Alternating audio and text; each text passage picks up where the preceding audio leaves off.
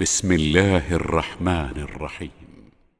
وقيل اليوم ننساكم كما نسيتم لقاء يومكم هذا ومأواكم النار وما لكم من ناصرين ذلكم بأنكم اتخذتم آيات الله هزوا وغرتكم الحياة الدنيا فاليوم لا يخرجون منها ولا هم يستعتبون. അസ്സലാമു അലൈക്കും വറഹ്മത്തുള്ളാഹി വബറകാതുഹു. ഖുർആൻ പദം 1748 ദിവസത്തിലേക്ക് എല്ലാവരെയും ഹാർദമായി സ്വാഗതം ചെയ്യുന്നു. വിശുദ്ധ ഖുർആനിലെ 45 അധ്യായമായ സൂറത്തുൽ ജാഫിയയിലെ 34-35 ആയത്തുകളാണ് ഇന്ന് പഠന വിധേയമാക്കുന്നത്. ക്ലാസ് ആരംഭിക്കുന്നതിനായി ആദരണീയനായ ഡോക്ടർ AI വിലായത്തുള്ള സാഹിബിനെ ക്ഷണിക്കുന്നു. അസ്സലാമു അലൈക്കും വറഹ്മത്തുള്ളാഹി വബറകാതുഹു. അഊദു ബില്ലാഹി മിനശ് ശൈത്വാനിർ റജീം. ബിസ്മില്ലാഹിർ റഹ്മാനിർ റഹീം. وقيل اليوم ننساكم كما نسيتم لقاء يومكم هذا ومأواكم النار وما لكم من ناصرين ذلكم بأنكم اتخذتم آيات الله هزوا وغرتكم الحياة الدنيا فاليوم لا يخرجون منها ولا هم يستعتبون. صدق الله العلي العظيم. സൂറത്തുൽ ജാസിയയിലെ 34-35 ആയത്തുകളാണ് ഞാൻ നിങ്ങളെ കേൾപ്പിച്ചിട്ടുള്ളത്. 37 ആയത്തുകൾ അടങ്ങിയ മക്കയിൽ അവതരിച്ച സൂറത്തുൽ ജാസിയ നമ്മളതിന്റെ ഏകദേശം അവസാനത്തിലേക്ക് എത്തിയിരിക്കുകയാണ്. ഇന്നത്തെ സെഷൻ കഴിഞ്ഞാൽ 2 ആയത്തുകൾ കൂടി മാത്രമാണ് നമുക്ക് ഈ സൂറത്തിൽ പഠന വിധേയമാക്കാനായി ശേഷിക്കുന്നുണ്ടാവുക. ഇന്ന് ഞാൻ നിങ്ങളെ കേൾപ്പിച്ച ആയത്തുകളിലായി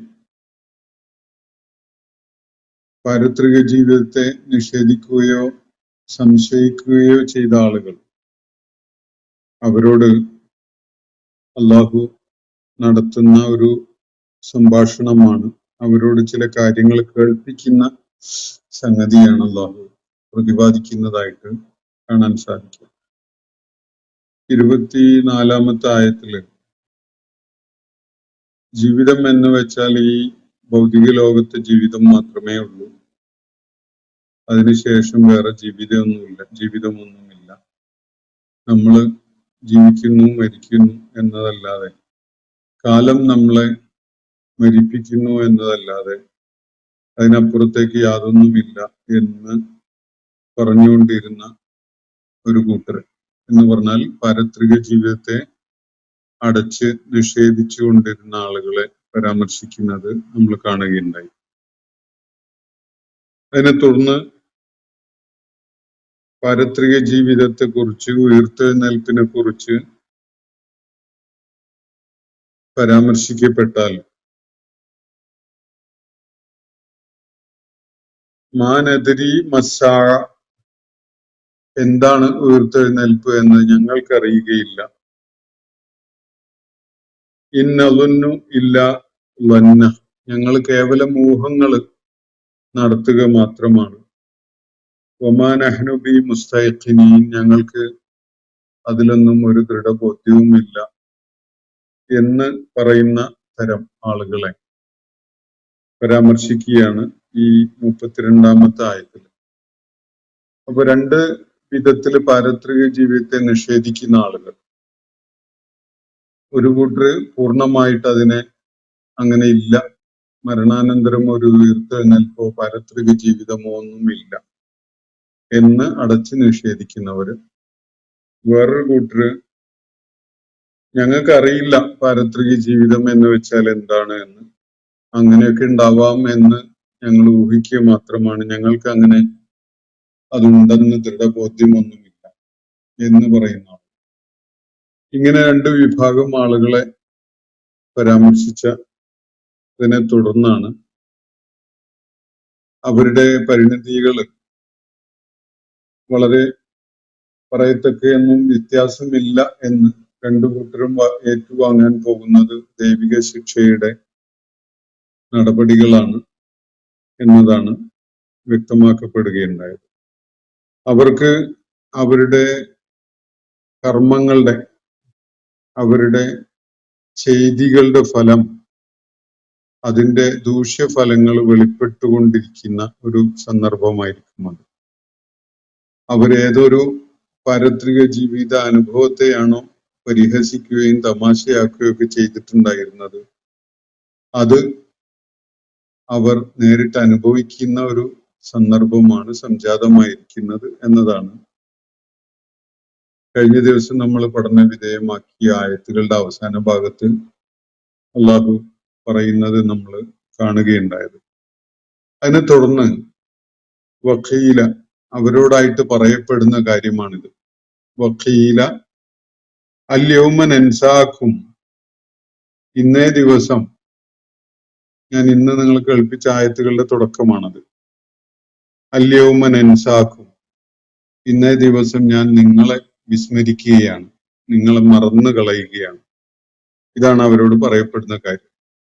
ഏതുപോലെയാണ്? കമാ നസീതും ലിഖാഅ യൗമിക്കും ഹാദ, ഇങ്ങനെ ഒരു നാളിനെ അഭിമുഖീകരിക്കേണ്ടി വരും എന്ന സംഗതിയെ നിങ്ങൾ പൂർണ്ണമായി വിസ്മരിച്ചിരുന്നുവല്ലോ, അതേ വിധം ഇന്ന് നിങ്ങളുടെ സാന്നിധ്യത്തെ കുറിച്ച് ഞാനങ്ങ് വിസ്മരിക്കുകയാണ് എന്നാണ് അവരോട് പറയപ്പെടുന്നത്. അങ്ങനെയാണ് അവരോട് കേൾപ്പിക്കപ്പെടുന്നത്.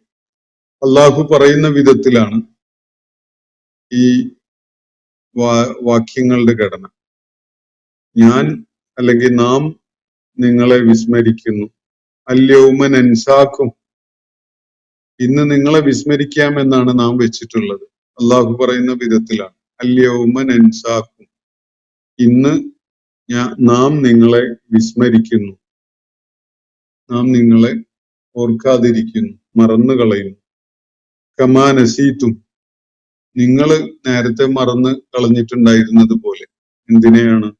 ലിഖാഅ യൗമിക്കും ഹാദ, ഇങ്ങനെ ഒരു ദിനത്തെ അഭിമുഖീകരിക്കേണ്ടി വരും എന്നൊരു കാര്യത്തെ, എന്ന് പറഞ്ഞാൽ ഒരു ഉയർത്തെഴുന്നേൽപ്പിന്റെ നാളിനെ നിങ്ങൾ നേരത്തെ നിഷേധിച്ചിരുന്നുവല്ലോ. അതേ വിധത്തിൽ നാം നിങ്ങളെയും അങ്ങ് വിസ്മരിക്കുകയാണ്,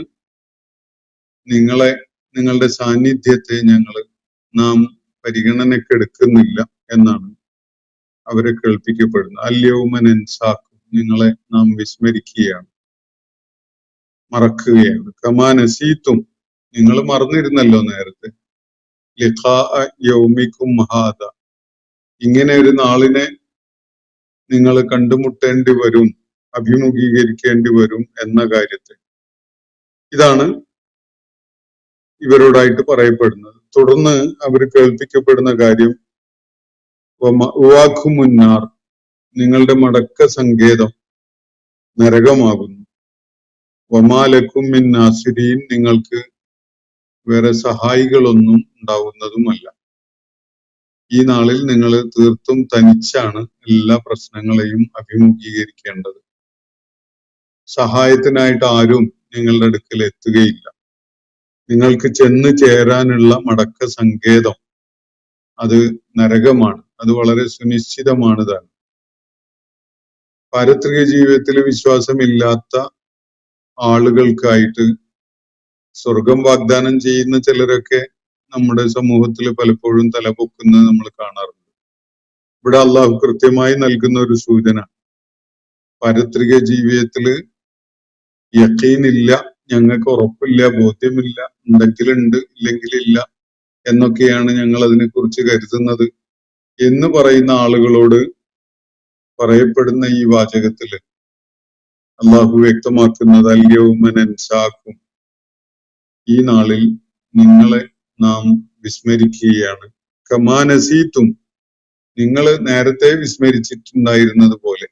ലിഖാഅ യൗമിക്കും ഹാദ, നിങ്ങളുടെ ഈ ദിനവുമായുള്ള കൂടിക്കാഴ്ചയെ നിങ്ങൾ നിഷേധിച്ചിരുന്നുവല്ലോ, അല്ലെങ്കിൽ അതിനെ വിസ്മരിച്ചു കളഞ്ഞിരുന്നല്ലോ, അങ്ങനെ ഒരു സാധ്യത ഉണ്ടായിട്ടുണ്ട് എന്ന സംഗതിയെ.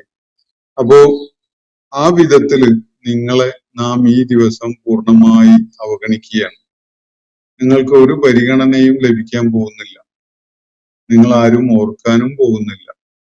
നിങ്ങൾക്ക് വേണ്ടി എന്തെങ്കിലും മുൻകരുതലോ അല്ലെങ്കിൽ എന്തെങ്കിലും കാര്യങ്ങൾ ഒരുക്കി തയ്യാറാക്കലോ ഒന്നുമില്ല.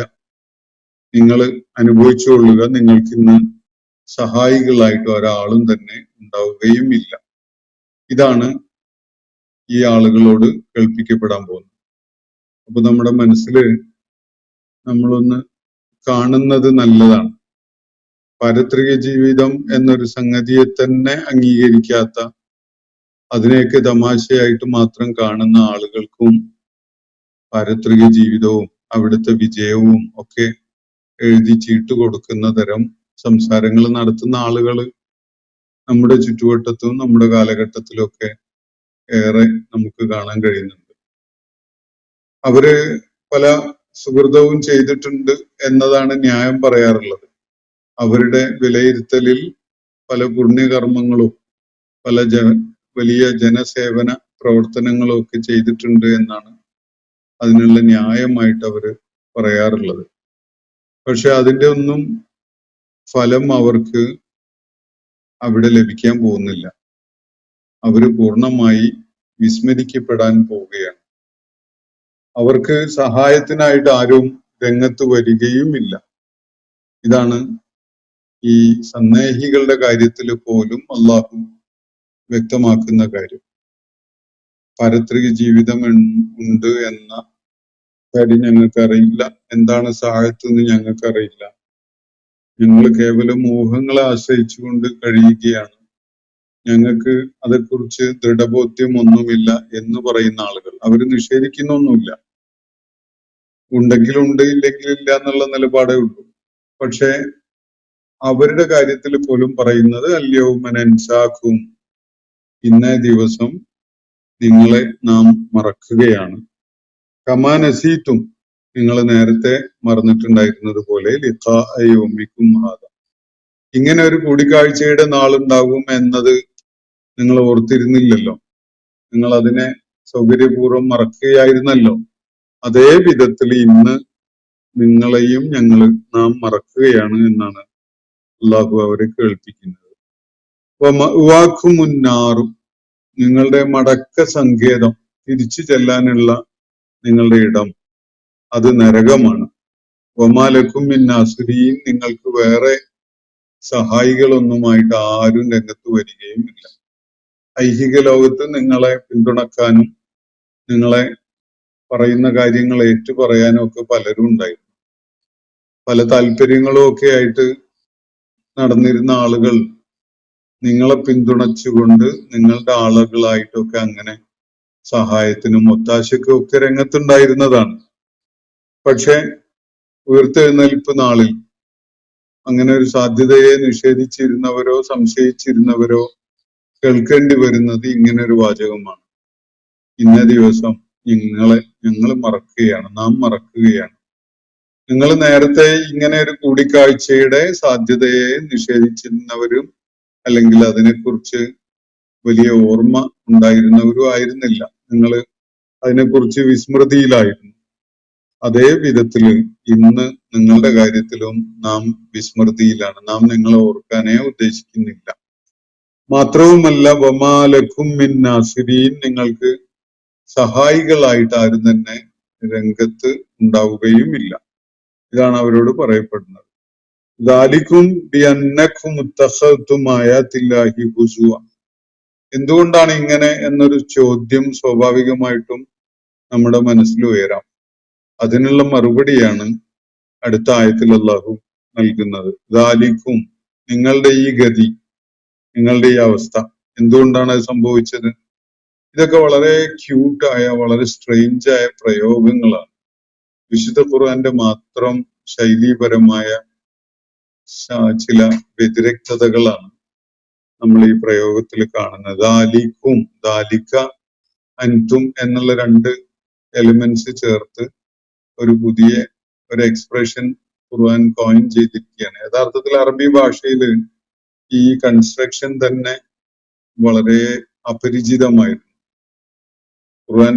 ഖുർആൻ അവതരിക്കുന്നതിന് മുമ്പ് ഇങ്ങനെ ദാലിക്കും എന്നുള്ള രീതിയിൽ പറയുന്ന ഒരു ശൈലിയൊന്നും അറബി ഭാഷയിൽ കാണാൻ പറ്റുകയില്ല.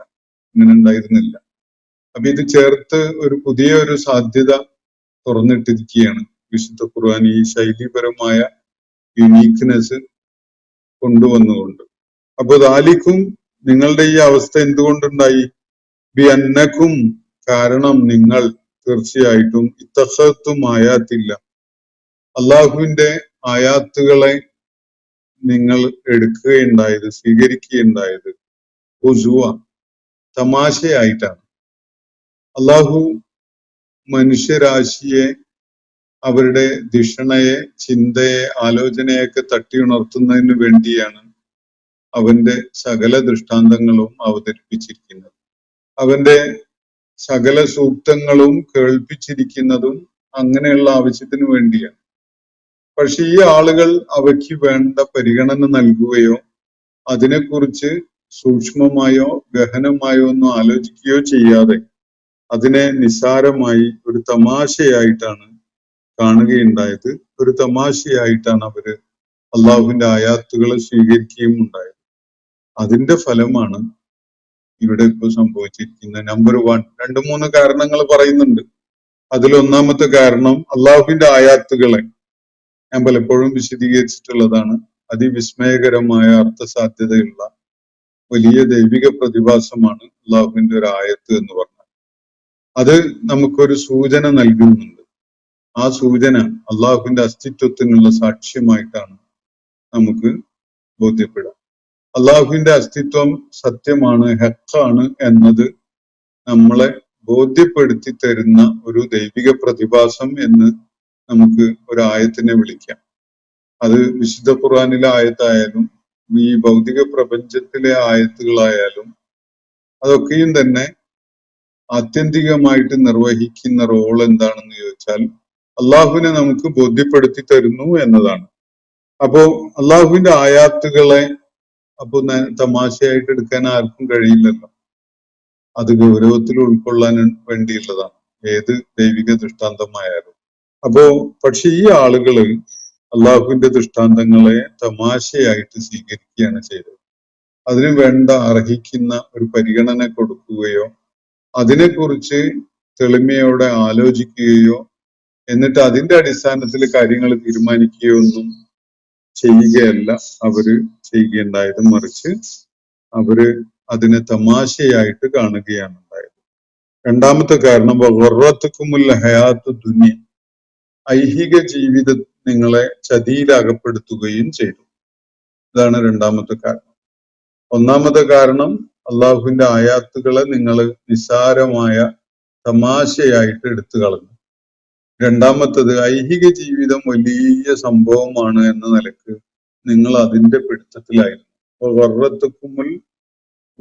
വഗറത്തുക്കുമുൽ ഹയാത്തു ദുനിയ, ഹയാത്തു ദുനിയ നിങ്ങളെ വഞ്ചിതരാക്കി കളഞ്ഞു എന്ന് പറഞ്ഞാൽ ഇവിടുത്തെ എല്ലാവിധ ആകർഷണീയതകളും ഉണ്ടല്ലോ, അത് എല്ലാ കാറ്റഗറിയും അതിൽ കാണും. ജീവിതത്തിൽ നമുക്ക് മോഹനമായിട്ട് എന്തൊക്കെ തോന്നുന്നുണ്ടോ അതൊക്കെയാണ് ദുനിയാവ് എന്ന് പറയുന്നത്.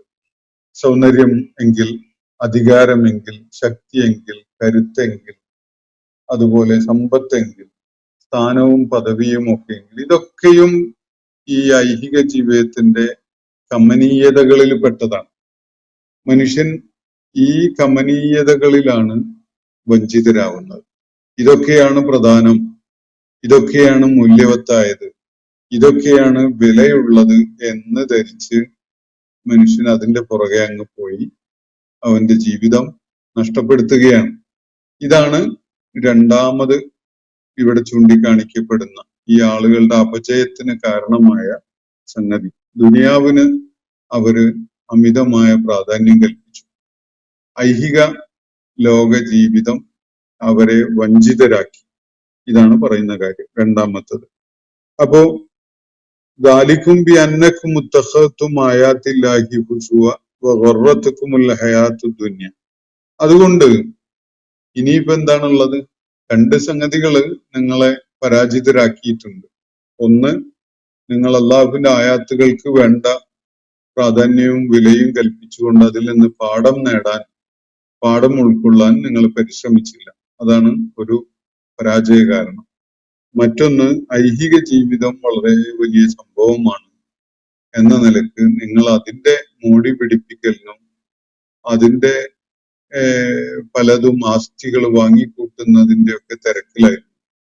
അള്ളാഹുവിന്റെ തൃപ്തി നേടുവാൻ വേണ്ടി നൽകപ്പെട്ടതായിരുന്നു ഈ അവസരം എന്ന കാര്യം പോലും മറന്നുകൊണ്ട് നിങ്ങൾ ഇത് ഐഹിക ലോകത്ത് സമ്പത്തും സ്ഥാനവും പദവിയും ഒക്കെ വാരിക്കൂട്ടാൻ വേണ്ടിയുള്ളതാണ് എന്ന ഒരു ധാരണയിലാണ് നിങ്ങൾ മുന്നോട്ട് പോയിക്കൊണ്ടിരുന്നത്. ഈ രണ്ട് സംഗതികളാണ് നിങ്ങളെ ഇപ്പോ പരാജയത്തിൽ എത്തിച്ചിട്ടുള്ളത് എന്നാണ് അവരോടായിട്ട് പറയപ്പെടുന്നത്. എന്നിട്ട് ഇത് നേരിട്ടാണ് ഇതുവരെയുള്ള ഭാഷണം. അള്ളാഹു ഈ സന്ദേഹികളും നിഷേധികളുമായിരുന്ന ആളുകളോട് ഉയർത്തെഴുന്നേൽപ്പ് നാളിൽ നേരിട്ട് സംസാരിക്കുന്ന ശൈലിയിലാണ് ഇതുവരെയുള്ള വാക്കുകൾ നമ്മൾ കേൾക്കുകയുണ്ടായത്. എന്നാൽ അതിനെ തുടർന്ന്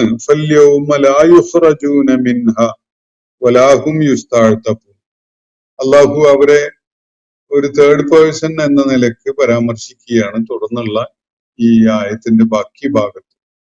അവിടെ നിങ്ങൾ എന്ന് നേരിട്ട് അഭിസംബോധന ചെയ്യുന്നതിന് പകരം അവർ എന്ന തേർഡ് പേഴ്സൺ ആണ്, തേർഡ് പേഴ്സൺ പ്ലൂരൽ ഫോമാണ് ഇവിടെ അഭിസംബോധനക്കായിട്ട് സ്വീകരിക്കുന്നത് കാണാൻ കഴിയും. ഖുർആന്റെ ഈ ഒരു രീതി, ഒരേ ആയത്തിനകത്താണ് അഭിസംബോധന ഒരേ കൂട്ടരെ പരാമർശിച്ചുകൊണ്ട് ഒന്ന് അവരോട് നേരിട്ട് പറയുന്ന വിധത്തിലും ബാക്കി ഭാഗം നമ്മളോട് പറയുന്ന, ബാക്കിയുള്ള ലോകത്തുള്ള ആളുകളോട് പറയുന്ന വിധത്തില് അവരെ കുറിച്ചാണ് പറയുന്നത്.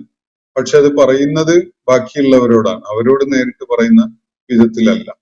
അപ്പൊ അവരോട് നേരിട്ട് പറയുന്ന വിധത്തിൽ അല്യൗമ നൻസാക്കും എന്ന് തുടങ്ങുന്ന ആ ഭാഗം നമ്മൾ കാണുകയുണ്ടായി. അതിനുശേഷം ഇവിടെ ഫല്യൗമ ലാ യുഖ്റജൂന മിൻഹാ, ഈ നാളിൽ, അല്ലെങ്കിൽ ഇവിടുന്ന് അങ്ങോട്ട് എന്ന് വേണമെങ്കിൽ പറയാം.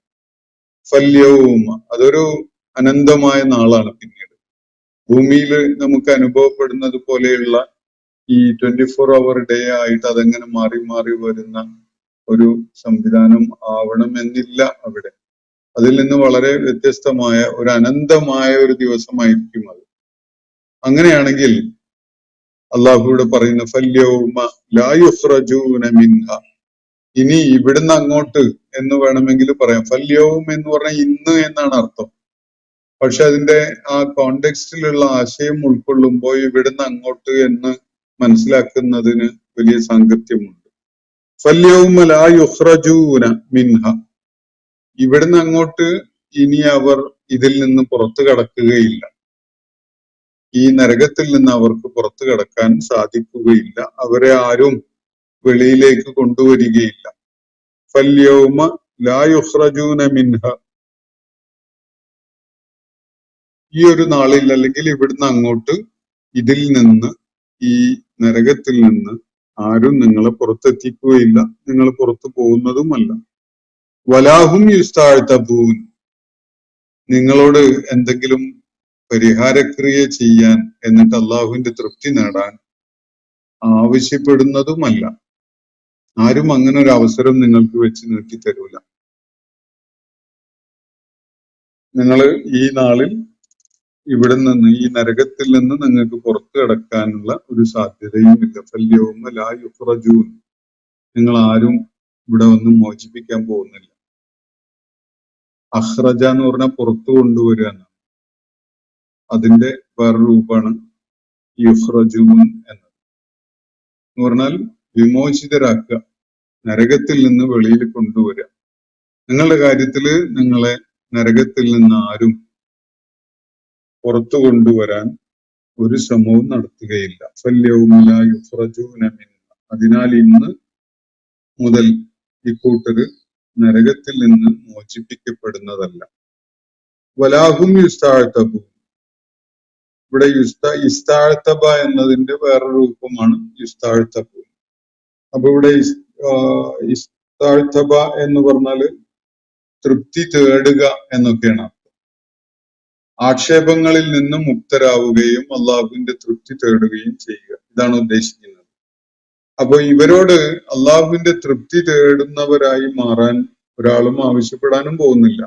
മാപ്പ് തേടിക്കൊണ്ട് റബ്ബിനെ പ്രീതിപ്പെടുത്തുവീൻ എന്ന് ഇവരോട് ആരും പറയാനും പോകുന്നില്ല. അപ്പൊ ഈ അവസാനത്തെ ഭാഗം ഞാൻ നിങ്ങളെ കേൾപ്പിച്ച ഫല്യൗമ ലാ യുഖ്റജൂന മിൻഹാ വലാ ഹും യുസ്തഅതബൂൻ, ഈ വാചകം അത് നേരിട്ട് ഈ സന്ദേഹികളെയോ അല്ലെങ്കിൽ നിഷേധികളെയോ അഭിസംബോധന ചെയ്യുന്ന വിധത്തിലല്ല, മറിച്ച് നമ്മളോടാണ്. ഒരുപക്ഷെ ആ വാചകം വരുന്നത് ഈ പാരത്രിക ജീവിതത്തെ നിഷേധിക്കുന്ന ആളുകൾ നരകത്തിൽ എത്തിയതിന് ശേഷം, നരകത്തിൽ ചെന്ന് പതിച്ചതിന് ശേഷം അവരെ കുറിച്ച് ബാക്കിയുള്ളവരോട് പറയുന്ന വിധത്തിലാണ്. അപ്പോ അവര് നരകത്തിലേക്ക് എറിയപ്പെടുന്നു എന്നത് നിഷേധികളായാലും സന്ദേഹികളായാലും അവരുടെ വാക്കുമുന്നാർ എന്ന് പറഞ്ഞല്ലോ മുകളിൽ, അവരുടെ മടക്ക സങ്കേതം നരകമാണ് എന്ന് പറഞ്ഞു കഴിഞ്ഞു. ഇനി അവിടെ എറിയപ്പെട്ടു എന്നതൊരു യാഥാർത്ഥ്യമായി എന്ന് മനസ്സിലാക്കിക്കൊള്ളുക. പറയുന്നത് അള്ളാഹുവാണ് എന്നതിനാൽ ആ പറഞ്ഞ കാര്യവും അതിന്റെ നടപ്പിലാക്കലും തമ്മിൽ പറയത്തക്ക ഒരു ഇടവേളയൊന്നും ഉണ്ടാവില്ല. അപ്പൊ അവര് നരകത്തിൽ എത്തിക്കഴിഞ്ഞു എന്നതാണ് നമ്മൾ മനസ്സിലാക്കേണ്ട കാര്യം. അതിനെ തുടർന്ന് നമ്മളോട് പറയുകയാണ് ഫല്യൗമ ലാ യുഖ്റജൂന മിൻഹാ, ഇനി അങ്ങോട്ട് അല്ലെങ്കിൽ ഇന്നേ ദിവസം ഇവരെ ഒരാളും തന്നെ അവിടെ നിന്നും മോചിപ്പിക്കാൻ പോകുന്നില്ല. ഇവരവിടെ നിന്ന് മോചിപ്പിക്കപ്പെടുന്നതല്ല. വലാഹും യുസ്തഅതബൂൻ, അവര് എന്തെങ്കിലും ചെയ്ത് അള്ളാഹുവിന്റെ തൃപ്തി നേടിക്കോളൂ എന്ന് ആരും വന്ന് അവരോട് പറയാനും പോകുന്നില്ല. ഭൂമുഖത്ത് അതിനൊക്കെ സാധ്യത ഉണ്ടായിരുന്നു. തെറ്റുകളിൽ അകപ്പെട്ടു പോയപ്പോ, ധിക്കാരം പ്രവർത്തിച്ചു പോയപ്പോ, ദുൽമ ചെയ്തു പോയപ്പോ ഒക്കെ തൗബയുടെ കവാടം തുറന്നു കിടക്കുന്നുണ്ടായിരുന്നു. അള്ളാഹുവിലേക്ക് തൗബ ചെയ്ത് മടങ്ങാനും തെറ്റ് തിരുത്തി അവന്റെ തൃപ്തി നേടാനും ഒക്കെ അവസരം ഉണ്ടായിരുന്നു. പക്ഷെ ഈ ഒരു നാളിൽ അങ്ങനെ ഒന്ന്, അവരുടെ സഹായത്തിന് ആരും രംഗത്ത് വരില്ല. രണ്ടാമത്തത്, ഈ ആളുകളുടെ വിമോചകരായിട്ട് ആരും രംഗത്ത് വരികയില്ല. പിന്നെ ഇവരോട് എന്തെങ്കിലുമൊക്കെ സൽക്കർമ്മം ചെയ്ത് അള്ളാഹുവിന്റെ തൃപ്തി നേടിക്കൊള്ളൂ എന്ന് മാപ്പ് തേടിക്കൊണ്ട് അള്ളാഹുവിലേക്ക് മടങ്ങി അവന്റെ തൃപ്തി സമ്പാദിച്ചോളൂ എന്ന് ആരും അവരോട് പറയാൻ പോകുന്നില്ല. എന്ന് പറഞ്ഞാൽ അങ്ങനെ ഒരു ആലോചനക്ക് പോലും അവിടെ അവസരം അവശേഷിക്കുന്നില്ല. അതൊക്കെ ദുനിയാവിലെ ജീവിതത്തിൽ തീർന്നു. അതൊക്കെ അങ്ങനെയുള്ള സാധ്യതകളൊക്കെ ഇവിടുന്ന് തന്നെ അവസാനിച്ചു കഴിഞ്ഞു എന്നാണ് ഇവിടെ സൂചിപ്പിക്കപ്പെടുന്നത്. അപ്പൊ ഈ അവസാനത്തെ ഭാഗം നമ്മളോട് പറയുന്ന വിധത്തിലാണ്. ഈ സന്ദേഹികളോടോ നിഷേധികളോടോ അല്ലാഹു നേരിട്ട് സംസാരിക്കുന്ന വിധത്തിലല്ല.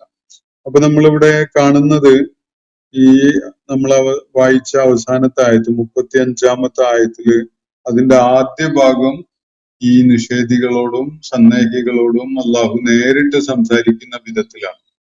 അതിന്റെ അവസാന ഭാഗം അവരെ കുറിച്ച് നമ്മളോട് പറയുന്ന വിധത്തിലാണ്. അപ്പോ ഇത് തമ്മില് ശൈലീപരമായി ശ്രദ്ധേയമായ ഒരു വ്യത്യാസമുണ്ട്. പക്ഷെ വിശുദ്ധ ഖുർആന്റെ തിലാവത്ത് നിർവഹിക്കുന്ന ആളുകള് അത്യസാധാരണമായ ഒഴുക്കോട് കൂടിയാണ് അതങ്ങനെ വായിച്ച് ഉൾക്കൊണ്ട് മുന്നോട്ട് പോകുക. അവിടെ അഭിസംബോധന ചെയ്യപ്പെടുന്നവർ മാറുന്നുണ്ട് എന്നതുപോലും നമ്മൾ മനസ്സിലാക്കുന്നത് ഒരുപാട് ആയത്തുകളുടെ ഉള്ളിലേക്ക് ഇറങ്ങി ചെല്ലുമ്പോൾ മാത്രമാണ്. ആശയമൊക്കെ നമ്മൾ ഉൾക്കൊണ്ടുകൊണ്ട് തന്നെയാണ് പോകുന്നുണ്ടാവുക.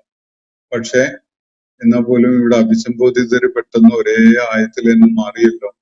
ആദ്യത്തെ ആയത്തില് കുഫാറുകളോടും ഈ സന്ദേഹികളോടും ഒക്കെ നേരിട്ട് സംസാരിക്കുന്ന വിധത്തിലായിരുന്നല്ലോ. ഇപ്പോ അവരെ കുറിച്ച് നമ്മളോടാണ് പറയുന്നത് എന്നതാണല്ലോ ശ്രദ്ധേയമായത്. ഇങ്ങനെയൊക്കെ നമുക്ക് അനുഭവപ്പെടും. ഇത് വിശുദ്ധ ഖുർആന്റെ അത്യസാധാരണമായ ശൈലീപരമായ ഒരു പ്രത്യേകതയാണ്.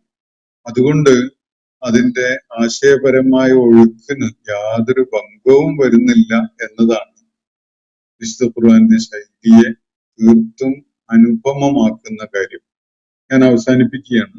സൂറത്തുൽ ജാസിയയിലെ 34, 35 ആയത്തുകളാണ് ഇന്ന് നമ്മൾ പഠന വിധേയമാക്കിയിട്ടുള്ളത്. ഇൻഷാ അല്ലാഹ് ഇതിലെ അവശേഷിക്കുന്ന 36, 37 ആയത്തുകൾ അടുത്ത ദിവസം നമുക്ക് പഠന വിധേയമാക്കാം. അല്ലാഹു അവന്റെ കിതാബിനെ മുൻനിർത്തിക്കൊണ്ട് അത് കാരണമായി അതിന്റെ ഫലം എന്ന നിലയ്ക്ക് നമ്മുടെ ജീവിതം ഐശ്വര്യപൂർണമാക്കുമാറാവട്ടെ. വാഖിറു ദഅ്വാന അനിൽ ഹംദുലില്ലാഹി റബ്ബിൽ ആലമീൻ. അസ്സലാമു അലൈക്കും വറഹ്മത്തുള്ളാഹി വബറകാതുഹു.